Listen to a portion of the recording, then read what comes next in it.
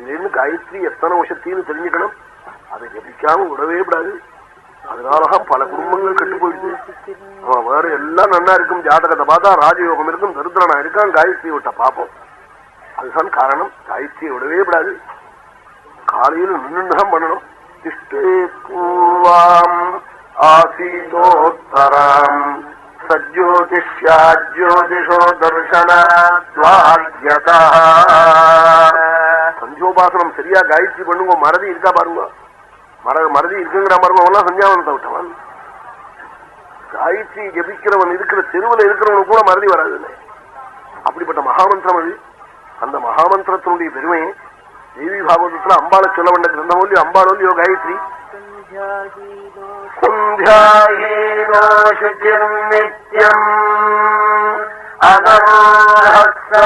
கர்மசு யதன்னா குருதே கர்ம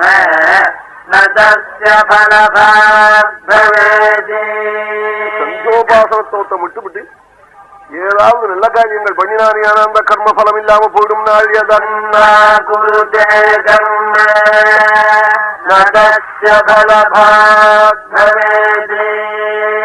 நோபதிஷ்டதி யப்பூர்வம் நோபாஸ்தேயஸ்து பஸ்சிமாம் சூத்ரவத்பஹிஷ்கார்யः சர்வஸ்மாத்விஜ கர்மணா.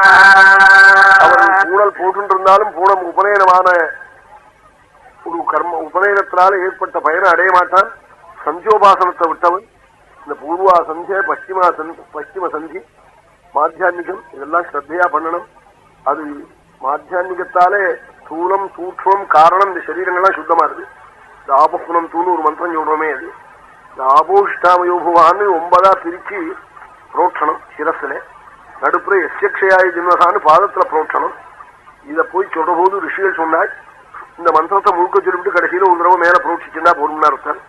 இன்னும் ரிஷி சொன்னார் 3 பிரிச்சு 3 தடவை புரோட்சிச்சுண்டா போரும்னார். ஒருத்தர் 9 பிரிச்சு பண்ணிக்கணும்னார். இப்போ 9 பிரிச்சு பண்ற ரீதியில நாமெல்லாம் சந்தியோபாசனத்தை பண்ணிட்டு இருக்கோம். பூஷிஷ்டாமயோபுவஹன்னு ஒரு புரோட்சணம்.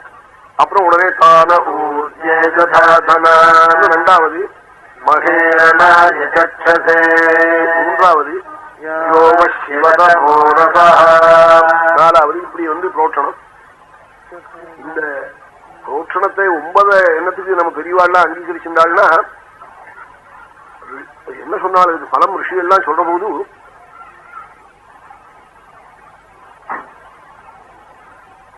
பாதத்துக்கு பாதம் ரூட்சிந்தானே. ஆனா பிரம்மஹத்யாம் யபோகத்தி நாள் ஒரு பாதத்துக்கு பாதம் பஞ்ச மகாபாபம் போடுறார்.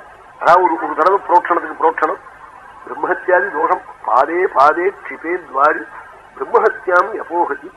அப்படி போய் ரிஷிகள் சொல்லிவிட்டார். அதனால்தான் பலவாறாக பிரிவு இருந்தா கூட இந்த 9 நம்ம பிரிவாள்லாம் கை கொண்டதுக்கு என்ன காரணம்னா மகாபாபம் போடுது. இது என்ன ஒரு 2 நிமிஷம் கூட 9 தடவைலாம் புரோட்சிச்சு விடுவோமே சொல்லி ஆபோஹிஷ்டா சுப்ரசுத்தா கவபாதா பவந்தி தே பாதே பாதே க்ஷிபே துவாரி பிரம்மஹத்யாம் யபோஹதி ஆபோஹிஷ்டா சுப்ரசுத்தா. முன்னாள்ல எல்லாம் நான் பிரவச்சனம் எங்கேயா ஒரு மாசம் 1/2 மாசம் சொன்னா சந்தியோபாசனத்தை பத்தி காலையில ஞாயிற்றுக்கிழமை இன்னைக்கு வச்சுக்கிற வழக்கம் உண்டு. 1 மணி 2 மணி சொல்றது அப்படி சம்பிரதாயம் உண்டு. மந்திரார்த்தங்கள்லாம் சொல்றது உண்டு. இப்போதுக்கு அவசியம் இல்லை, எல்லாரும் ஸ்ரத்தையா பண்றா, அதனால சொல்ல வேண்டாம்னு விட்டுட்டேன்னு வச்சுக்கலாம். அப்படி சொல்ற வழக்கம் உண்டு. ரொம்ப ஸ்ரத்தையா பண்ணணும். அதுதான் நான் எல்லாரையும் கேட்டுக்கிறேன். நான் பரிகாசமாவோ குத்தலாவோ சொல்றதா நினைச்சுக்க கூடாது. காயத்ரியை விட்டு விட்டு பாக்கி எது பண்ணாலும் பிரயோஜனம் இல்லை. அது எல்லா விஷயங்களையும் சேர்ந்து சொன்ன விஷயம். அதனால ஏதோ மந்திரம் தெரிஞ்ச மட்டும் மந்திரம் போதும் ஜலத்தை குட்டணும். குட்டின்னு இருந்தா அப்புறம் அடுத்த ஜென்மாவில மந்திரம் நல்லா தெரிஞ்சுன்னு குட்ட முடியாது வரும். அதுக்கு அடுத்த ஜென்மாவில மந்திராட்சம் தெரிஞ்சு உபாசனத்தோட பண்ணுவேன். அப்புறம் பல ஜென்மா பகூனாம் ஜென்மநாமந்தே ஜானவான்மாம் பிரபஞ்சத்தை வாசுதேவ சர்வமிதி சமஹாத்மா சுதுர்லபான்னு கடைசியில இன்னைக்கோ ஒரு நாளைக்கு விடுதலை உண்டு, கரையறி விடலாம். ஆகினாலும் அவசியம் அதை பண்ணணும்.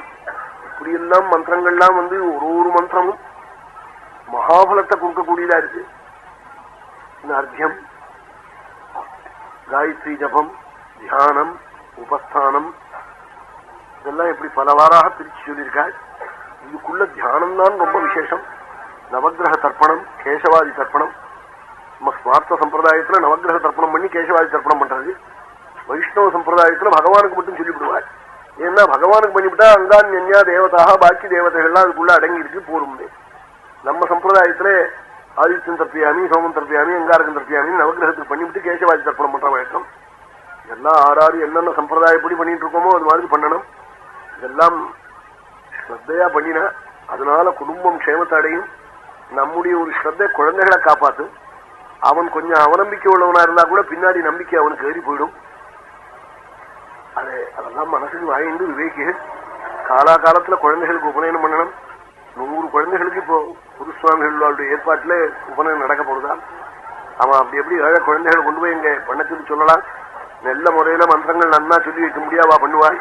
இது மாதிரி லோகக்ஷேமார்த்தமா அவ பண்ற போது குழந்தைகளை பணக்காரா கூட கொண்டு போய் விட்டு நிறைய பணத்தை கொடுத்து தெரியவா சந்தியில உபநயனம் நடக்கிறதுன்னு கொண்டு போய் உபநயனம் பண்ணலாம். உபநயனத்தை ஒத்தி போடக்கூடாது. அவன் காட்டா என்ன சொல்றான், சீமைக்கு போயிருக்காரு எங்க மச்சனும் அவர் வரணுங்கிறான். அவர் சீமையிலேருந்து காயத்ரி வர சொல்லணுமா இவனுக்கு? இங்க இருக்கிறவன் சொன்னா போறாதா?